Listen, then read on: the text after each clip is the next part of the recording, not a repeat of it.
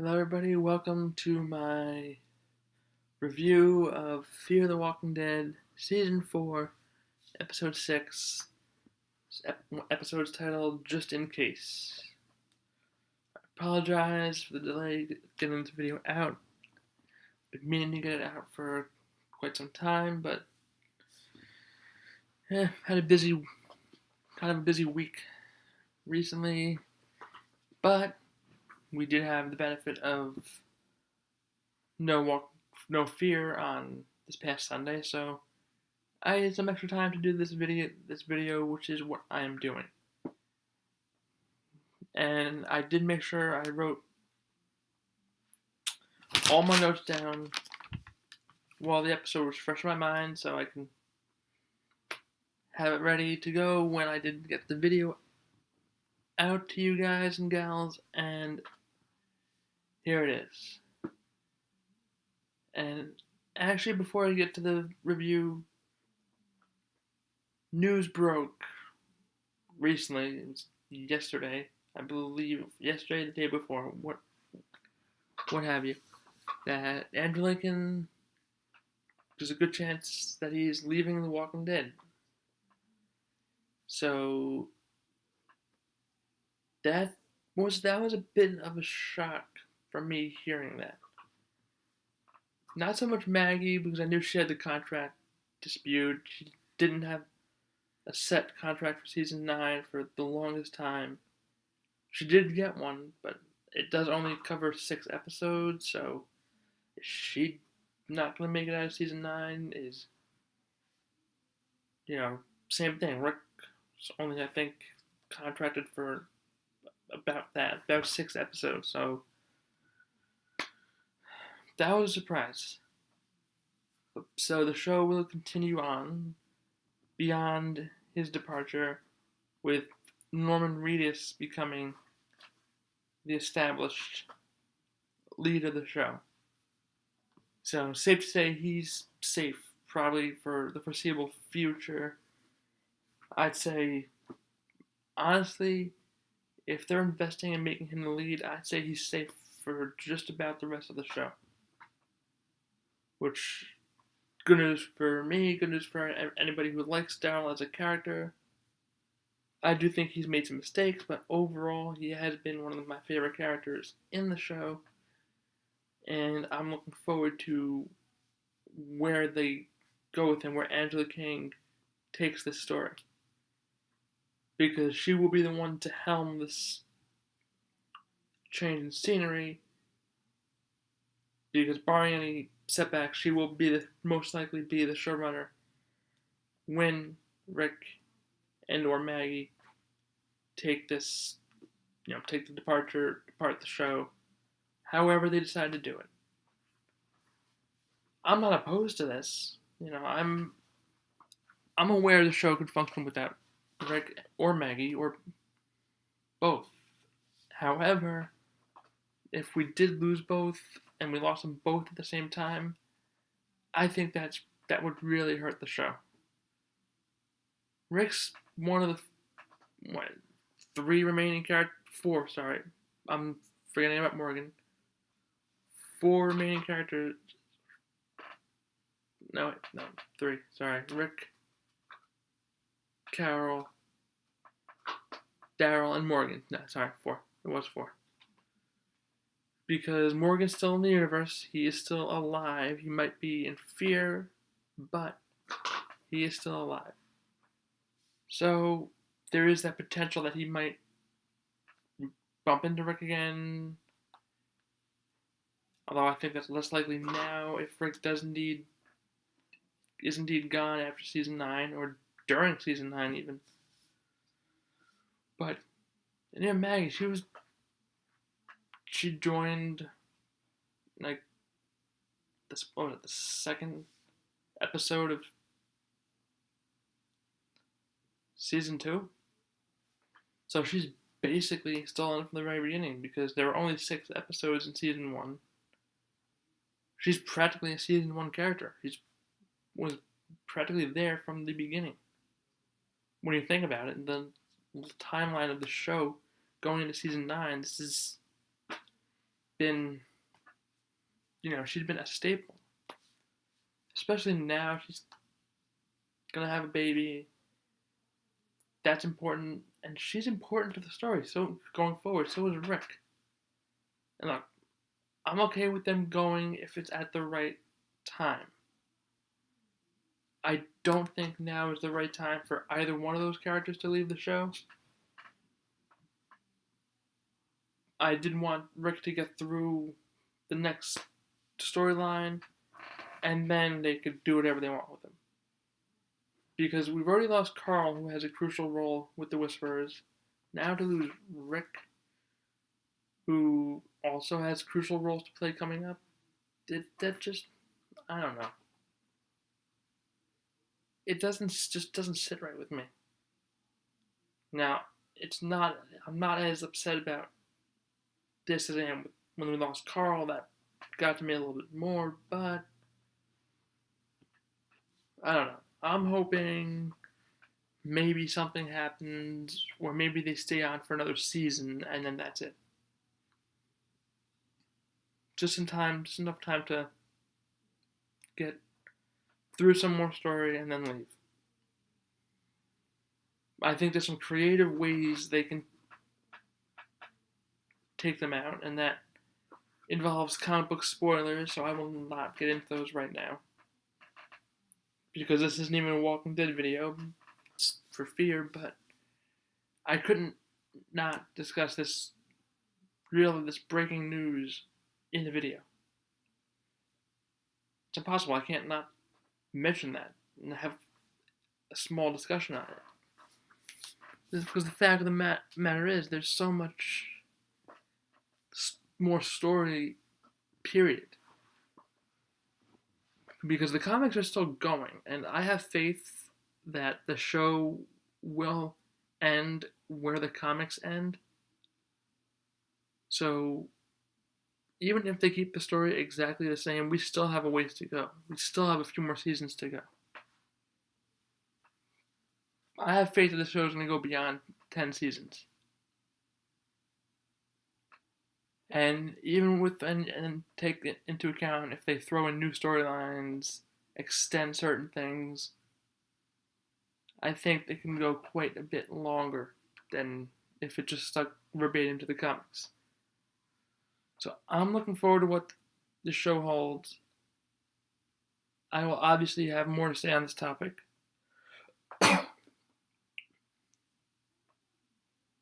But I don't want to dwell too much on this. If you want to see a separate video detailing my thoughts and breakdown, let me know, and I will get that to you as soon as I can. That will probably be a video I might do after Fear is over. Once we start getting into July-ish, getting into, Comic-Con trailer. I'm going to have a lot. I'm going to do a Comic-Con review, a little bit of predictions for Season 9, and then a little bit of, breaking down how I feel about potential loss of both Rick and Maggie, possibly. But, that being said, I digress. Fear the Walking Dead. Okay, this past episode 6, it was another fairly straightforward episode. It didn't bounce around too much. The usual amount.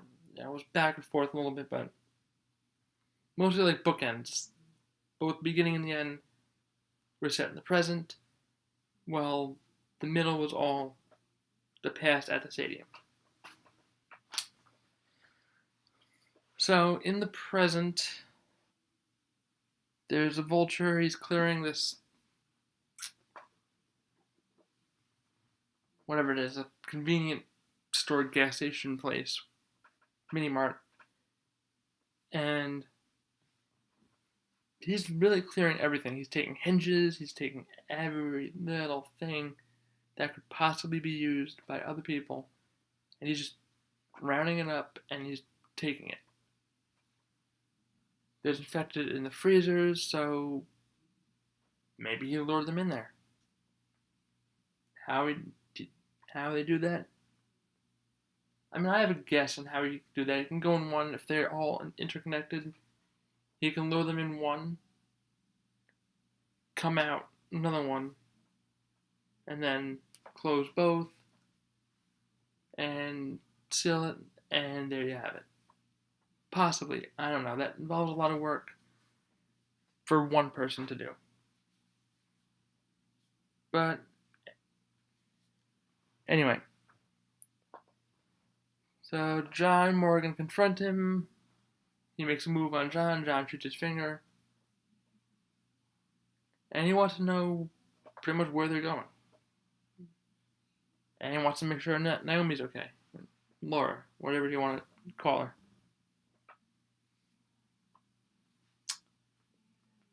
And Morgan, they let him go. And Morgan decides to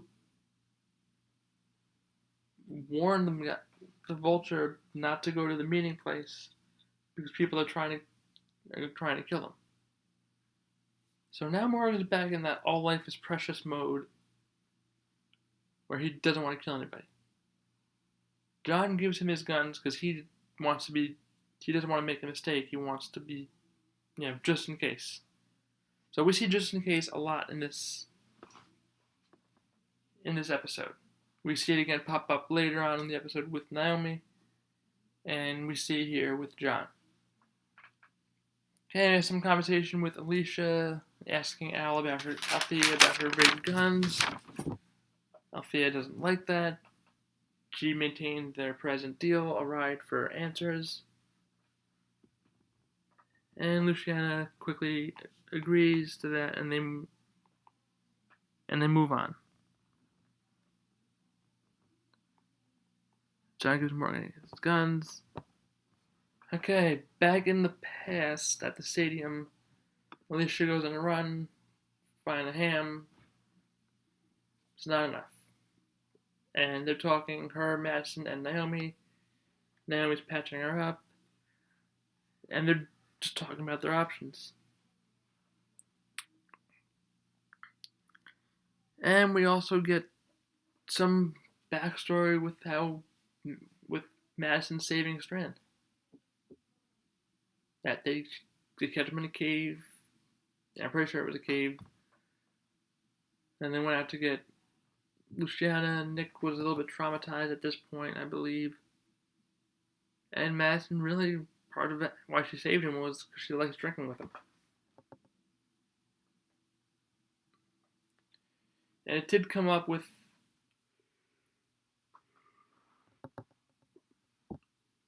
where Stratton got the truck full of provisions from.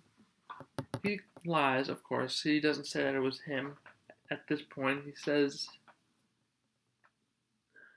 it must have been somebody else's stash or something. I believe that's what he said. So Naomi appears to be trying to leave. But she said she's not. She was just going to this place that she used to be at. In reality, she was going to leave, but she lied. Her and Strand are perfect for each other. But actually, they're too perfect for each other. They would probably repel each other away. If they were both into if they were both into each other anyway. But, so Strand, Madison, and Naomi go on the way to this FEMA shelter that Naomi used to be at. They stop at a motel. Naomi, of course, leaves in the middle of the night and goes alone. And it's going pretty well for her. She lures all the infected to the window. And then she is able to loop around the rear and get in without them hearing and get some supplies. But she sees so much there that triggers her emotion. She drops a flashlight and the infected come running.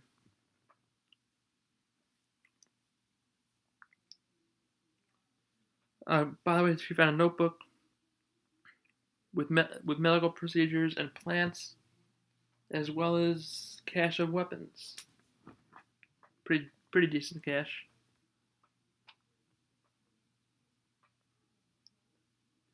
She can't shoot them because of. I mean, it's pretty obvious why she can't shoot them from the beginning. It is revealed later on that she knew everybody there. It's obvious that she knew them. She was from there. She's having this emotional moment, several emotional moments, and she just can't shoot them. So fortunately, she's able to get to a scaffold, I think.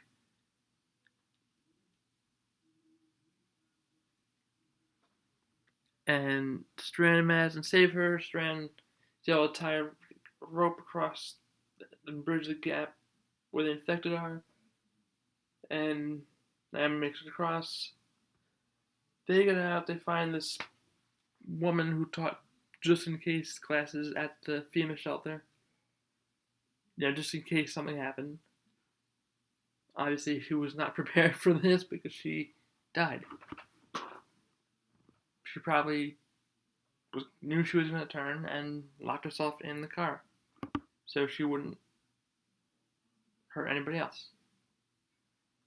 Possibly. If she struck me, she was the prepper type, most likely, so she probably locked herself in there. And Naomi tells the story about her daughter Rose, who got sick. I believe it was pneumonia, and she didn't tell anybody how serious it was because she thought they would just get exiled because that's happened before where they used to be before that, like at a previous camp. And she basically locked her in a closet pretty much. And she was gone so long. She finally got the medicine that she could use.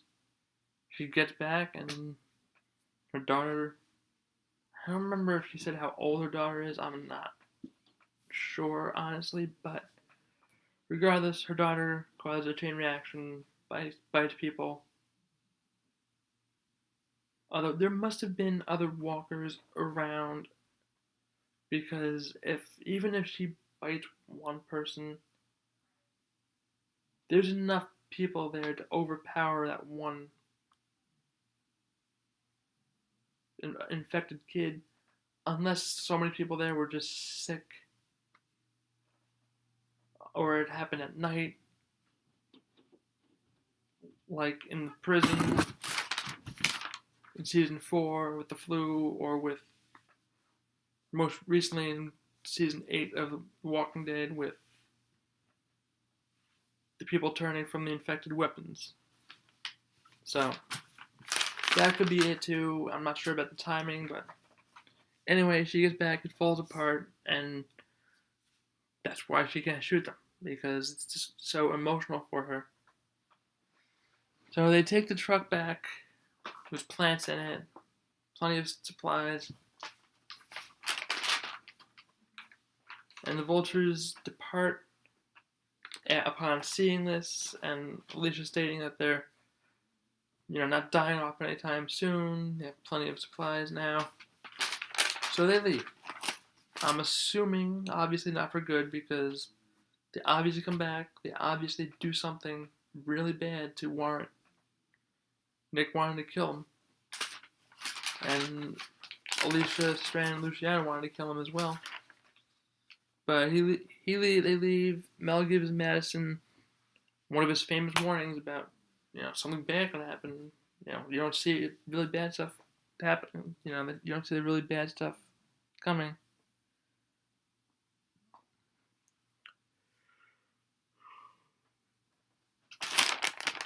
So they pack up shop and leave.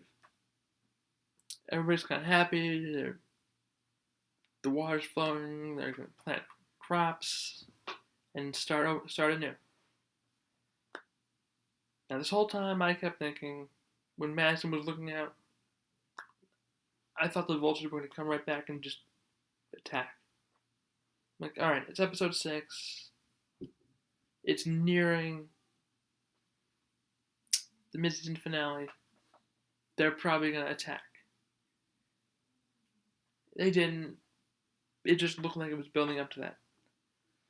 So, Madison has Alicia quietly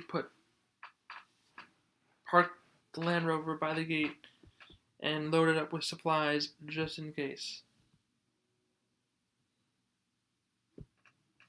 So she's at the ready. So it seems like she is becoming that prepper type now.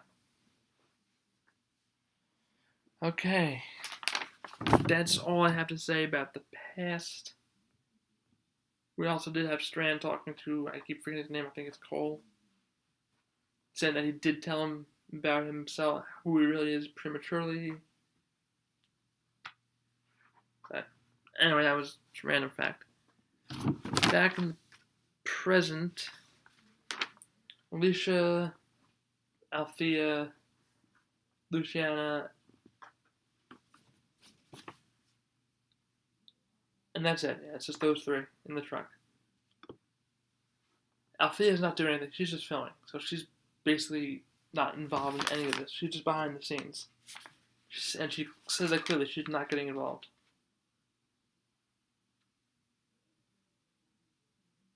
They ambush Morgan and John. They see the truck coming.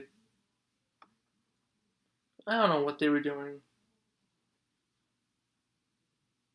Honestly, they see Morgan and John. Oh, look. They're these guys who he knows, in his mind, he just lost a woman who he loved, and oh yeah, let's just draw weapons on him. But the Vultures roll up in large numbers, and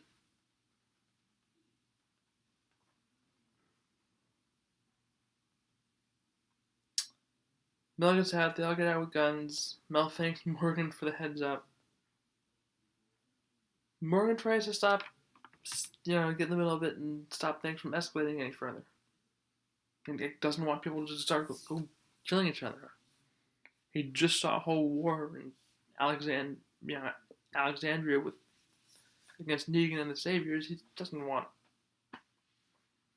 more people to just start killing each other senselessly.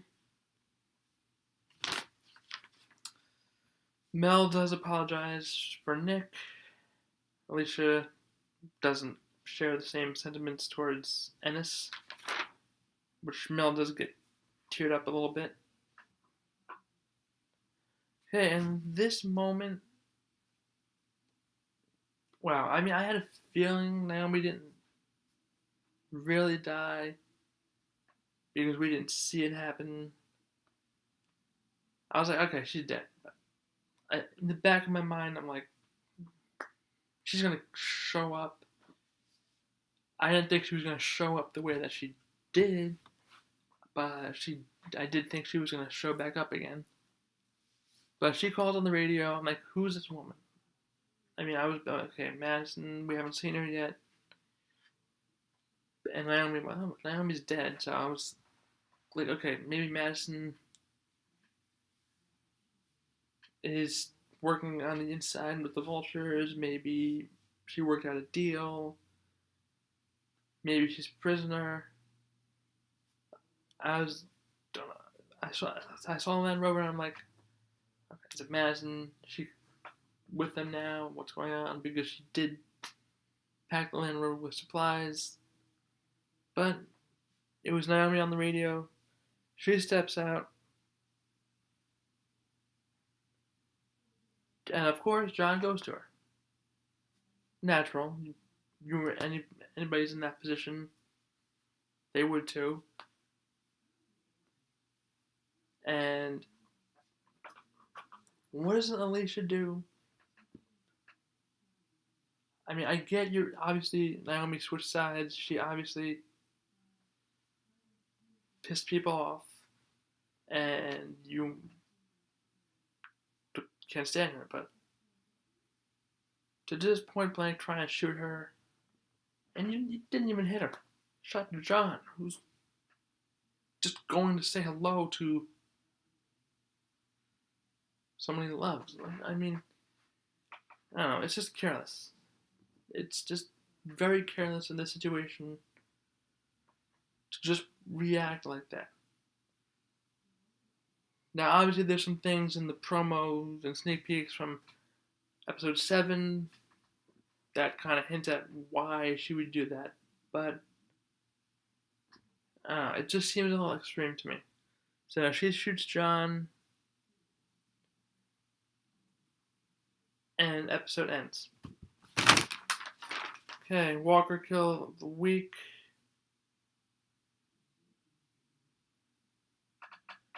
The only one, really, like, aside from the ones that Madison and Strand were grappling with, they were all pretty standard kills. I just picked the one that Naomi killed in the truck. The just in case woman. Okay, top 5 moments. 5 is the opening with really showcasing how the Vultures literally pick everything clean. 4, Vultures leaving upon seeing the truck. Obviously, they're going to come back at some point. 3, Naomi is surrounded, and her being saved, and then her story with the better daughter Rose. 2, Naomi showing up out of the blue at the end of the episode, and 1, John being shot.